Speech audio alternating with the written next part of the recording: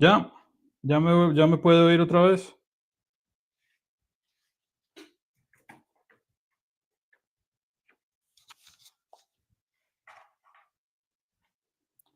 Sí, tenemos un problema técnico. Hoy resultó el día de los problemas técnicos. Entonces, bueno, lamentablemente.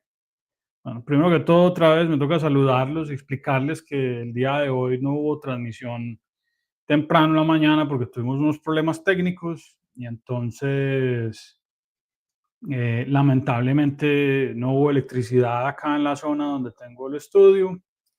Y bueno, pues eso fue un problema. Y ahora me pongo a transmitir y resulta que el micrófono tampoco tiene batería y entonces hablé como un loco por 5 minutos. Entonces me toca repetirles todo y ahora más tarde edito el, edito el video. Entonces, lo primero que les estaba contando era los ataques de Israel a Irán.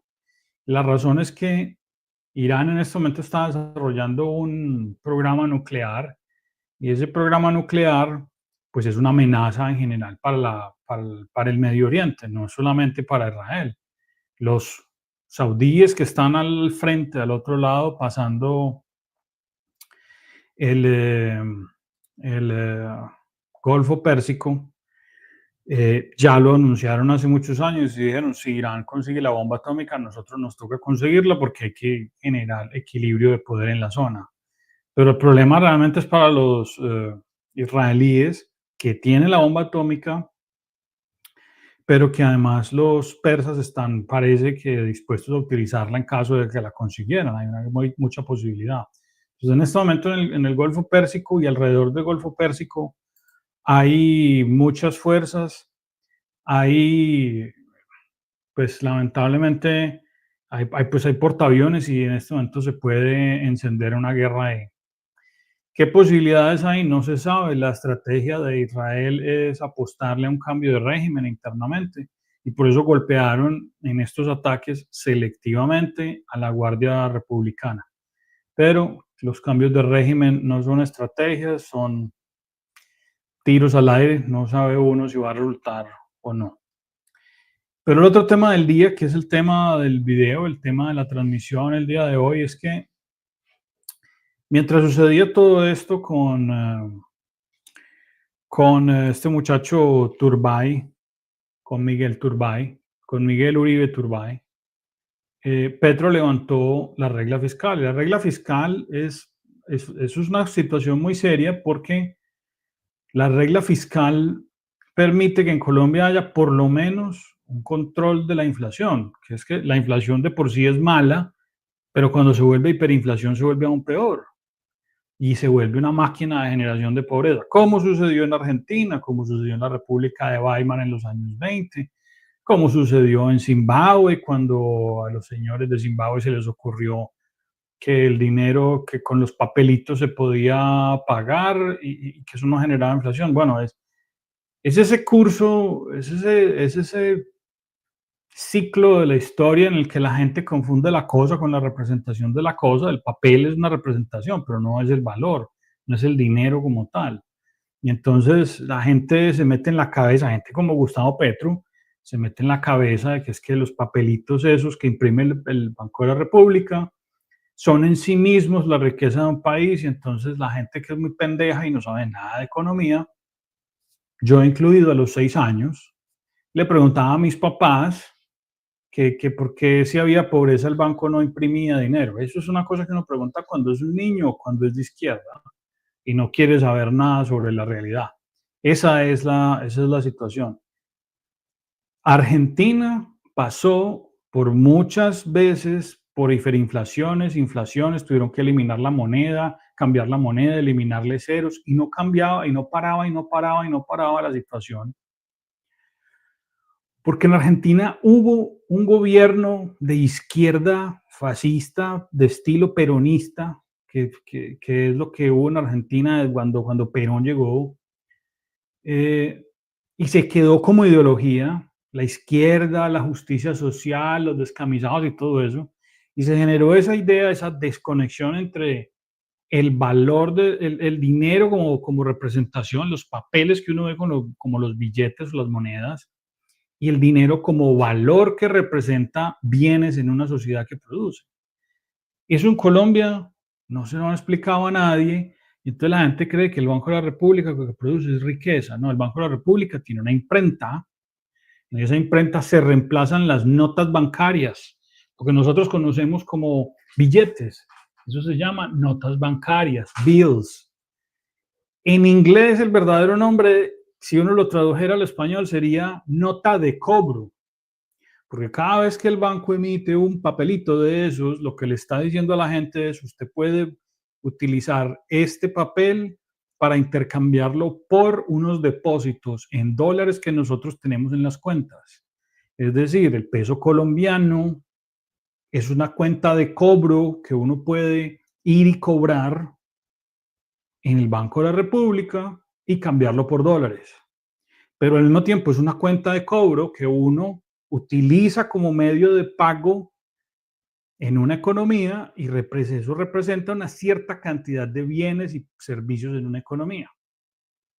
Eso un colombiano no lo ha explicado. Entonces, cuando un tipo como Gustavo Petro llega a gastar sin entender cómo producir, sin querer cómo producir, sin querer producir y sin dejar producir, como nos ha demostrado por más de 2 años, un absoluto incompetente que no sirve para nada,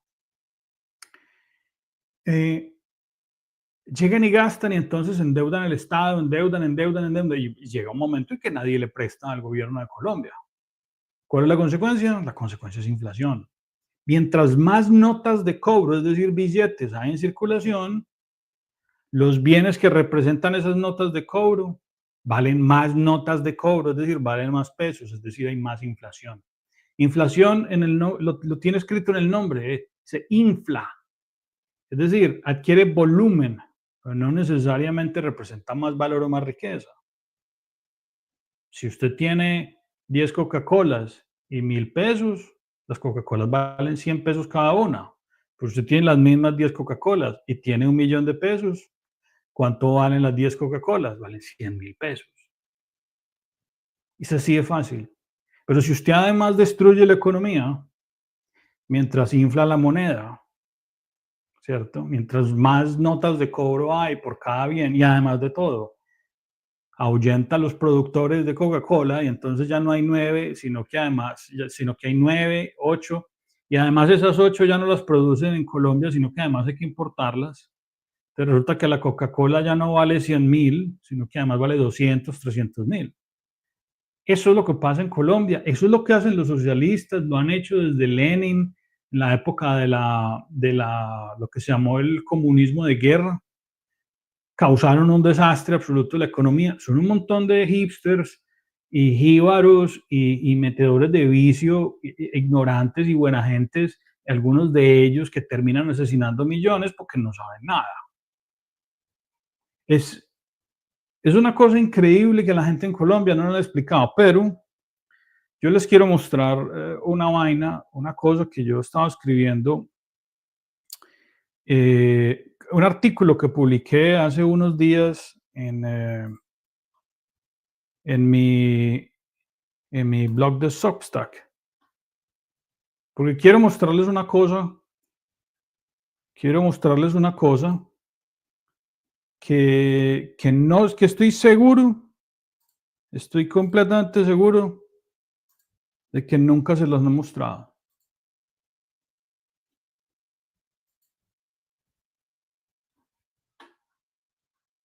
Se llama socialismo de Estado.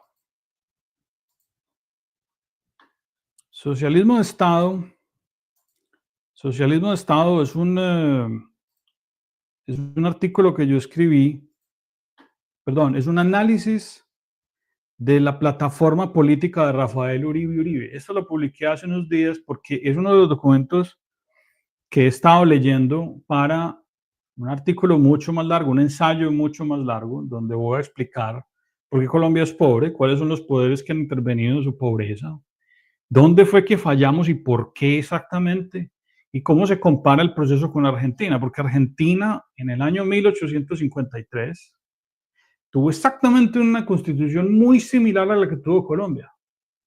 con Alberdi, ¿cuál fue la diferencia? En ese ensayo que voy a publicar en unos días, que se ha ido decantando y mejorando con los días, porque he tenido que encontrarle he tenido que agregarle ciertos temas que han ido surgiendo para poder redondear las ideas, para hacerlas completas.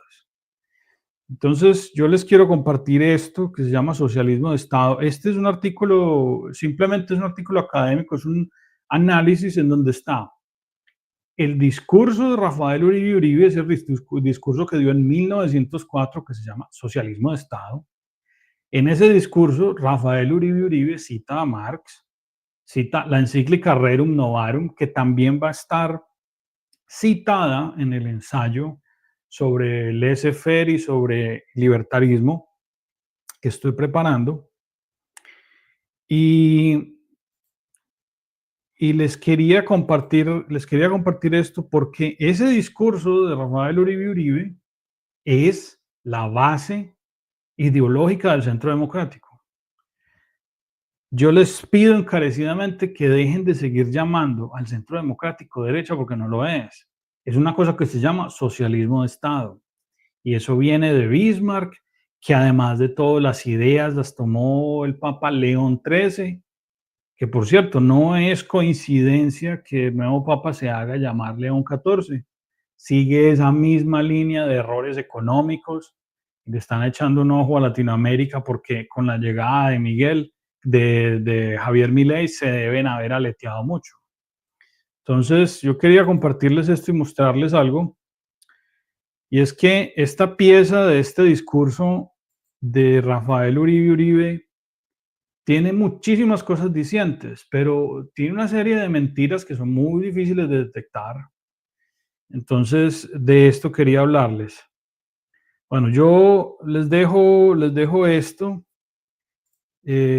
Paro aquí el comentario sobre el artículo de Rafael Uribe Uribe, que no es un artículo, es simplemente el discurso pegado con sus comentarios, algunos entreverados, porque hay unas ideas que son unas mentiras demagógicas absolutamente descaradas, pero el que se lo quiera leer, que no es muy largo, son como 3 o 4 páginas, va a encontrar, mentalmente se va a encontrar viendo a Álvaro Uribe leyendo hace 100 años y en el 2002 y hace 3 meses. Esa es la plataforma del Centro Democrático, se llama Socialismo de Estado. Eso no tiene más misterio.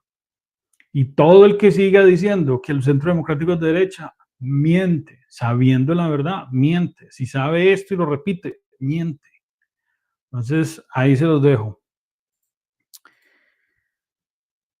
El día de ayer hubo además otro acontecimiento que fue la marcha del 15 de junio, etcétera. Miren, yo le deseo lo mejor a Miguel Uribe, yo espero que se recupere. Lo que le sucedió es una de las cientos de tragedias permanentes que suceden en Colombia todos los días por tener una opinión distinta, pero también hay que hacer la reflexión de algo. El sistema en Colombia, como van a ver en el ensayo, en unos días cuando lo publique, o si se leen el discurso de Rafael Uribe Uribe, se van a dar cuenta que en Colombia es imposible resolver los problemas por vías no violentas.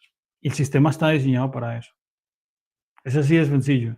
Lo que le pasó a Miguel Uribe es eso. Entonces, todos los que salieron a marchar ayer, yo sé que tienen muy buena intención. No, yo no critico eso.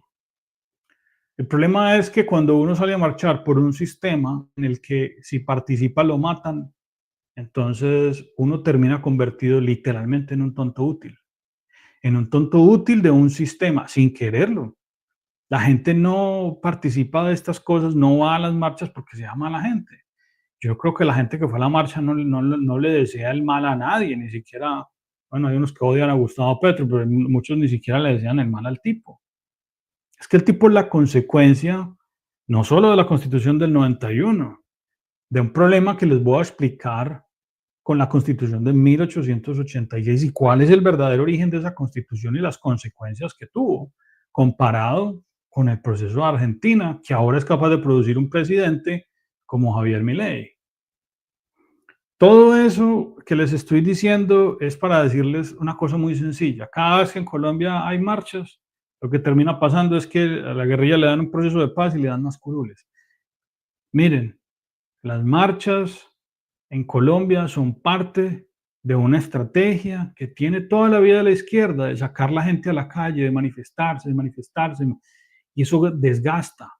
La última vez que yo salí a una marcha en Colombia fue cuando asesinaron a los diputados de la Asamblea del Valle, que estuvieron secuestrados además por muchos años. ¿Y saben qué pasó después? ¿Saben qué pasó? Tuvimos un proceso de paz con las FARC y les dieron 10 curules. Fue varios años después, obviamente, pero siempre hay ese llamado a la calma, al diálogo, a la negociación. Eso es estrategia de la izquierda. Es que el pueblo pide tal cosa, el pueblo no pide tal cosa. Es que los políticos se aprovechan de todas estas situaciones, sacan la gente a la calle, demuestran supuesto apoyo orgánico a ciertas causas. Claro, la gente se molesta y es normal, pero muchos de ellos están actuando dentro de un sistema en el que no entienden cuáles son las estructuras de poder y de incentivos y las razones por las cuales se permiten, se estimulan o se cortan ciertas manifestaciones públicas políticas. Entonces, yo en Colombia no vuelvo a marchar nunca más en mi vida hasta que Colombia sea una república, no el asesinadero de gente que es, el empobrecedero de gente que es. Es así de fácil. A Miguel, a su familia les deseo lo mejor. Ojalá se recupere. Lo que le pasó es una tragedia.